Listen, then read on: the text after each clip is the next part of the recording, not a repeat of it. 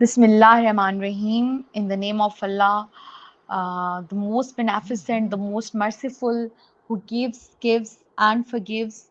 Assalamu alaikum. Welcome to the English class, everyone. Last time we were reading the first chapter, Lincoln Gosh. We will continue and then wrap up with some comprehension questions at the end, inshallah. So let's pick up from where we left off in the chapter Lincoln Gosh. अब थोड़ा-सा अगर हम पीछे story को link करें कि हम क्या पढ़ रहे थे, हम लिंकन गॉश में एक स्टोरी पढ़ रहे थे। अभी तक हमने देखा कि एक इंस्पेक्टर है, काइंड ऑफ इंस्पेक्शन करता है वो और वहाँ पे वो कंस्ट्रक्शन साइट उस गॉश के अंदर जो है वो कंस्ट्रक्शन साइट्स की इंस्पेक्शन कर रहा है और वहाँ पे as he travels through the narrow snow filled gorge, he faces extreme weather conditions, hunger, exhaustion, cold, everything और उसमें जब वो वहाँ पे लाइक काफ़ी स्ट्रगल करता है तो ही सीज shelter in a cave under a cliff और वहाँ पे ही inside the cave he meets a young boy named Chengyu. इसके बारे में हमने आई थिंक नहीं पढ़ा था। आज हम पढ़ेंगे कि वहाँ पे वो उस लड़के से मिलता है और किस तरह से जो है वो वहाँ पे स्टोरी प्रोसीड करती है। He pushed my hands aside. Pushed एक वर्ब है to apply force to move something away. हम इसके लिए thrust का synonym यूज करते हैं. He pushed my hands aside. उसने मेरे हाथों को झटका या दूर धकेला. Doubling up his fist, he cocked his head to one side and demanded, "Who are you calling him? I have a name." Pointing at the baby girl asleep on the bed, he informed me her name is Paushing, mine is Chengyu. Doubling up his fists. अब doubling up his fists में again ये एक phrase है to clench hands into fists हम कह सकते हैं like हम अक्सर ये जेस्चर ये पोस्चर जो है वो शो करते हैं सॉरी जब often we are preparing for fight तो उस में वो क्या कहता है कर्लिंग हम कह सकते हैं ना सेंस के कर्लिंग हैंड्स इनटू फिस्ट अपनी मुट्ठियां भींचना इस तरह से हम यूज करते हैं तो वो जो है वो अपनी मुट्ठियां जो है वो भींचता है he cocked his head to one side एक तरफ से अपना सर जो है वो बुलंद करता है खड़ा करता है अगेन कुक्ड हिज हेड जो है वो एक फ्रेज है tilted the head to one side हम कह सकते हैं inclined his head कह सकते हैं twisted his neck कह सकते हैं वो अपना सर जो है वो एक तरफ बुलंद करता है and demanded और वहां पे वो क्या करता है पूछता है वहां पे वो एक काइंड ऑफ हम कह सकते हैं क्वेश्चन रेस करता है हु यू कॉलिंग लेकिन यहाँ पे डिमांड विद हम कह सकते हैं कि एक फोर्सफुल जेस्चर है हु यू कॉलिंग इम किसको तुम छोटा बच्चा कह रहे हो किसको तुम लड़का कह रहे हो आई हैव अ नेम मेरा एक नाम है Poynting at the baby girl sleep on the bed और वो इशारा करता है छोटी बच्ची की तरफ जो बेड पे सोई हुई थी ही इन्फॉर्म्ड मी उसकी तरफ इशारा करके वो मुझे बताता है हर नेम इज पाउशिंग इसका नाम पाउशिंग है माइन इज चेंग्यू और मेरा नाम चेंग्यू है अब यहाँ पे अगर हम कॉम्प्रिहेंशन के पॉइंट ऑफ व्यू से देखें तो क्वेश्चन बनता है why did Chengyu get offended when the narrator called him an जब नरेटर ने उसका नाम लिया उसको नाम लेने की बजाय एक छोटा बच्चा कहा तो इस बात पे वो क्यों ऑफेंडेड होता है या वो क्यों अनॉय फील करता है इस चीज को लेकर तो बिकॉज उसको इंसल्ट फील होती है इस चीज से ही फेल्ट इंसल्टेड और वो he wanted to assert his identity क्योंकि वो शुरू से रिस्पॉन्सिबिलिटी संभाल रहा है तो वो किसी को ये परमिट नहीं कर सकता कि उसको छोटा बच्चा कहा जाए बिकॉज वो खुद खुद को बड़ा समझता है और he replied as हमने देखा जैसे कि he replied who are you calling me इस तरह से वो कहता है तो आगे कहता है I have a name तो ये क्या करता है ये क्या शो कर रहा है showing he saw himself as important and grown up वो खुद अपनी नजर में जो है ना वो काफी एक ग्रोन अप और रेस्ड किड की तरह खुद को देखता है तो बेसिकली इस वजह से वो इस चीज पे क्या करता है वो ऑफेंडेड होता है या नॉय फील करता है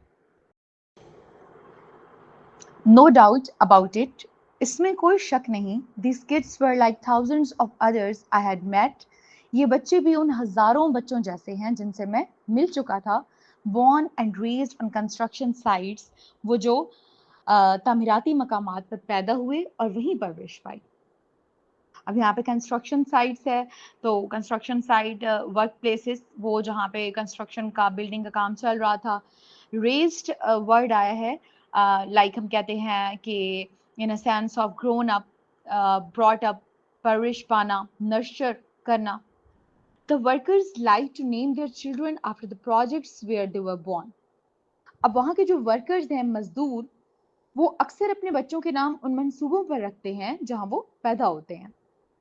द वर्कर्स लाइक्ड, उन मजदूरों को शौक है, टू नेम देयर चिल्ड्रन, अपने बच्चों के नाम रखने का, after the projects where they were born, उन प्रोजेक्ट्स के साथ मिलाकर, या हम कह सकते हैं कि उन असाइनमेंट्स पर अपने बच्चों का नाम रखने का शौक है जहां वो पैदा होते हैं. यानी कि यहाँ पे जो कंस्ट्रक्शन प्रोजेक्ट्स चल रहे होते हैं, उस मंसूबे का कोई नाम होता है, जैसे हम सीपैक नाम दे देते हैं. एक प्रोजेक्ट यहाँ पे हमारा कंस्ट्रक्शन प्रोजेक्ट चल रहा था, तो इस तरह डिफरेंट प्रोजेक्ट्स के डिफरेंट नेम्स होते हैं, तो वो अपने बच्चों के नाम उन प्रोजेक्ट्स पे रख देते थे. Chengdu probably had first seen the light of day on the railway project between Chengdu and Changkang, also known as Yu. अब वो जिस बच्चे की बात कर रहा है, चेंगयू, गालबन वो चेंगतू और चोंगकंग रेलवे मंसूबे पर पैदा हुआ होगा. यानी कि उसने अपनी जिंदगी की पहली जो सुबह की रोशनी थी, वो उस रेलवे प्रोजेक्ट पे देखी होगी. उस रेलवे प्रोजेक्ट को यू भी कहा जाता है. His baby sister Pao Cheng very likely had been born right here at the site of the future Pauki Chengtu railway. और उसकी बेबी सिस्टर, उसकी जो छोटी बहन है Pao Cheng, very likely had been born right here at the site of the future Paoki Chengtu railway. उसकी बहन गालबन यहीं पाउकी चेंगतू रेलवे मंसूबे पर पैदा हुई होगी. वहां पे जो है वो उसका जो नाम था वो उस मंसूबे पर रखा हुआ नजर आता था या समझ आता था. I sat by the straw, smoking and rubbing the drying mud from my hands. वो कहते हैं I sat by the straw, मैं चूल्हे के पास बैठ गया, smoking, सिगरेट पी रहा था, and rubbing the drying mud from my hands, और अपने हाथों से खुश्क हुई हुई कीचड़ को साफ कर रहा था. rubbing, scrubbing कह सकते हैं हम, पॉलिशिंग कह सकते हैं, क्लीनिंग कह सकते हैं. लाइक हाथ झाड़ रहा था वो, क्लीनिंग इन अ सेंस कि वो अपनी वो जो ड्राइंग मड की कीचड़ लगा हुआ था उसके हाथों पे, उसको क्लीन कर रहा था, साफ कर रहा था. चेंगयू crawled onto my lap. अब जो चेंगयू है वो मेरी गोद में आकर बैठ गया. crawled, crept, scrambled, वो मेरी गोद में आके बैठ गया. and looked into my eyes, और मेरी आंखों में देखने लगा और देखते हुए कहा, is it going to snow tomorrow uncle? Uncle क्या कल भी बर्फबारी होगी? I pressed his icy red little nose. मैंने उसका जो लाल सुर्ख हुई हुई थी सर्दी से ठंडी नाक, उसको मैंने दबाया, प्रेस किया. Press to apply force. Icy, chilly, ठंडी, रेड लिटिल नोज, मैंने उसकी ठंडी जो है ना वो लाल सुर्ख हुई हुई जो है सर्दी से लाल हुई हुई नोज, नाक को जो है वो दबाया. As soon as we get a telephone line connected up with the heaven, I'll ask for you. अब वो मजाक करता है, कहता है जैसे ही हमारी टेलीफोन लाइन आसमान से जुड़ जाएगी तुम्हारे लिए पूछूंगा ये सवाल.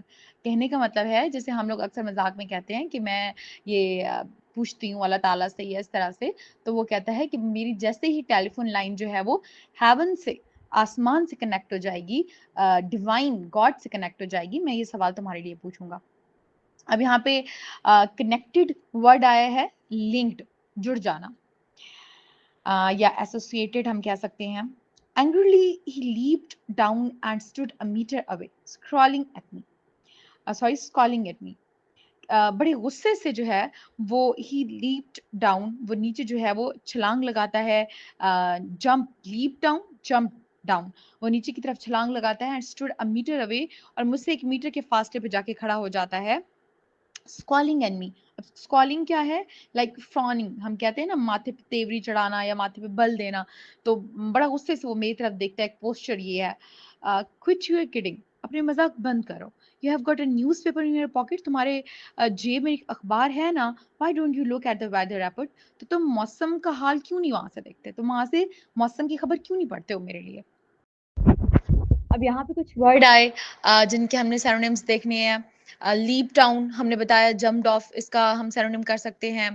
एंग्रीली, फ्यूरियसली, इरिटेबली, wrathfully, और इसके अलावा यहाँ पे वर्ड है किडिंग, जोकिंग, टीजिंग, मोकिंग, इस सेंस में हम ले सकते हैं इनके मीनिंग. अब अगर हम यहाँ पे हम कॉम्प्रिहेंशन का क्वेश्चन देखें तो क्वेश्चन यहाँ से बनता है, what does the narrator's guess about the children's name tell us about the culture of the workers. क्या उसको पता चला जब बच्चों ने अपने नाम बताए तो उसको फ़ील हुआ कि नाम थोड़े अनयूजुअल हैं, लगता है कोई प्रोजेक्ट्स पे रखे हुए हैं, जिससे उसको पता चला कल्चर का, he came to know about it कि अच्छा हाँ, यहाँ के वर्कर्स इस तरह से बच्चों के नाम रखते होंगे कि वो प्रोजेक्ट्स पे उनको नाम देते होंगे। तो what does the narrator's guess about the children's names tell us about the culture of the workers? इस पे हम कह सकते हैं कि वर्कर्स जो है वो they often named their children after the projects or places where they were born, indicating a strong connection to their work and construction sites. ये हमें पता चलता है कि वो कितना अपनी ऑनेस्टली जो है ना वो अपने काम को लेकर चल रहे हैं, इतना वो अपने काम के साथ हम कह सकते हैं कि एजोनेट कर रहे होते हैं, इतना अपने काम के साथ वो डीपली कनेक्टेड हो जाते हैं कि अपने बच्चों के नाम भी जो है उन प्रोजेक्ट्स के नाम पे रख रहे होते हैं। He resumed his seat in the doorway. वो दोबारा से जाके अपनी निशिस्त पे बैठ गया. Resumed, restart, continued, recommenced. Doorway, entrance, threshold. Clamped his elbows on his knees. और अपनी जो हम कहते हैं कि उसकी जो कोहनियाँ हैं वो उसने अपने घुटनों पे दोबारा से टिका ली. अब clamped है, gripped, fastened, secured, वर्ब है, मीनिंग हैड समथिंग टाइटली और फास्टन. तो उसने बड़ी मजबूती से जो है वो अपनी कोहनियाँ अपने घुटनों पे जमा ली. Rested his face in his hands, और अपना जो चेहरा है वो अपने हाथों में टिका लिया. And peered out through the rent in the curtain, और दोबारा से उस पर्दे के अंदर जो सुराख था, रेंट था, उसमें से झांकने लगा. पियर्ड, लुक्ड, हम कह सकते हैं गेस्ड, ग्लैंस्ड, तो उस पर्दे के पार देखने लगा. When I asked him where the kettle was, जब मैंने उससे पूछा कि चाय बनाने की केतली कहाँ रखी है, he ignored me. उसने मुझे जवाब ना दिया. Avoided me. I certainly was sorry. Certainly, definitely, surely, absolutely. मैं बहुत माजरत ख्वाह था. I had offended my small host. मैं अपने छोटे से मेज़बान को नाराज़ कर दिया. Offended, हम कह सकते हैं insulted, annoyed, और एंगर की सेंस में ले सकते हैं. तो मैंने अपने छोटे से दोस्त को नाराज़ कर दिया. इस बात के लिए मैं बड़ा शर्मिंदा था. Why do you want to know about the snow? अब वो थोड़ा-सा कंपनसेशन कर रहा है. तुम क्यों बर्फबारी के बारे में पूछना चाहते हो चंग्यू? आई आस्क्ड हिम, मैंने उससे पूछा. Is it because you can't go out and play when it's snowing? इसलिए कि तुम बर्फबारी में बाहर नहीं जा सकते और खेल नहीं सकते जब बर्फबारी पड़ रही हो? He didn't even bother to look at me. उसने मेरी तरफ देखना भी गवारा नहीं किया. Papa says if it's still snowing tomorrow, we will have to quit work. क्या कहता है कि बाबा कहते हैं if it's still snowing tomorrow, अगर कल भी बर्फ पड़ती रही, we'll have to quit work, तो हमें अपना काम छोड़ना पड़ेगा. Quit, again verb है, to stop or leave something, resign something, abandon something. तो हमें अपना काम छोड़ना पड़ेगा. What does your pa do? तो तुम्हारे वालिद क्या करते हैं, तुम्हारा बाप क्या करता है? He opens up mountains. वो पहाड़ खोदता है, वो पहाड़ों से रास्ते बनाता है. The child replied proudly. उसने बड़े फख्र से जवाब दिया. Where? कहाँ? Chengyu pointed with pursed lips at the work site opposite. तो चेंग्यू ने pointed, इशारा किया, pursed lips, अपने भिंचे हुए, अपने हम कह सकते हैं कि सुकेड़े हुए होंठों के साथ, अपने बंद होंठों के साथ, at the work site, काम की जगह पे opposite, उससे दूसरी सिमत. अब यहाँ पे I try to give you the synonyms in visual form, ताकि आप लोग अगर कहीं पे मेरे बोलने में आप लोगों को कोई चीज़ समझ नहीं आई, आप साथ-साथ कैच अप नहीं कर सके, तो आप उसको दोबारा से देख लें. अब आपने उन सिनोनिम्स को देखना है, बिकॉज़ समटाइम्स आप लोग जब कॉम्प्रिहेंशन पैसेज में किसी समरी कर रहे होते हैं किसी पैसेज की, तो जो बड़ी मुश्किल आप लोगों को वहाँ पे पेश आ रही होती है, वो क्या चीज़ होती है कि आपको समटाइम्स सिनोनिम्स समझ नहीं आ रहे होते हैं, और उस वजह से आप मीनिंग जो है वो वैसे नहीं ले रहे होते विद कॉन्टेक्स्ट जैसे आपको लेना चाहिए. तो सिनोनिम्स आपको करने चाहिए. उसके बाद अगर हम कॉम्प्रिहेंशन के अपने क्वेश्चंस देखें इस पैराग्राफ के अंदर, इस पैसेज के अंदर जो भी हमने किया है, तो हमने बहुत सारी इसके अंदर चीज़ें पढ़ी हैं. लाइक हम इसके अंदर क्वेश्चन बना सकते हैं, या हमें एग्जामिनर ये क्वेश्चन दे सकता है, what is the significance of Chengyu's question, is it going to snow tomorrow? अब बज़ाहिर वो एक सवाल था, लेकिन उसमें कॉम्प्रिहेंशन का एक पॉइंट ऑफ व्यू आया है ना. एग्जामिनर हमसे पूछ सकता है कि what's the significance of Chengyu's question.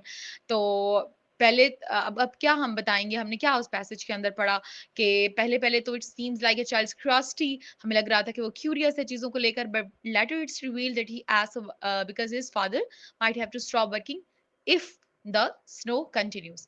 अगर बर्फबारी वैसे ही पड़ती रहती है तो फिर उसके बाप को जो है वो काम खत्म करना पड़ेगा, बंद करना पड़ेगा। That's why he was asking the question. उसके बाद अगर हम देखें तो हमें एक इसमें पॉइंट मिलता है कि what is Chengyu's reaction to the narrator's joke about asking heaven reveal about his personality. अब यहाँ पे चेंगयू का जो रिएक्शन था, नरेटर जब जोक करता है और उसकी उस पे जो उसका रिएक्शन होता है, तो वो किस तरह से उसकी कौन सी पर्सनालिटी ट्रेट को रिवील कर रहा होता है। तो it shows that he serious, responsible and mature beyond his age. इसका मतलब है कि वो बाकी अपनी उम्र के दूसरे बच्चों की तरह जो है, अपनी एज फेलोज की तरह वो इन चीज़ों को एन्जॉय नहीं करता, बल्कि वो रिस्पॉन्सिबल है और वो चाहता है कि उसको उसका आंसर जो है वो मिल जाए, उसका जवाब मिल जाए, ताकि वो नेक्स्ट अपने थॉट्स को प्रोसीड कर सके। तो he doesn't appreciate being joked with when he is sincerely concerned about something. तो ये उसका हम कह सकते हैं। इस तरह से कॉम्प्रिहेंशन के क्वेश्चंस जो हैं वो आपको क्योंकि आप पैसेज पढ़ रहे होते हैं, कॉम्प्रिहेंशन के हवाले से ही पढ़ रहे होते हैं, तो आपको इस तरह से छोटे-छोटे पॉइंट्स जो है वो अपने माइंड में रखने होते हैं कि हमारा यहाँ से भी कॉम्प्रिहेंशन का क्वेश्चन जो है वो पूछा जा सकता है और यहाँ से भी पूछा जा सकता है।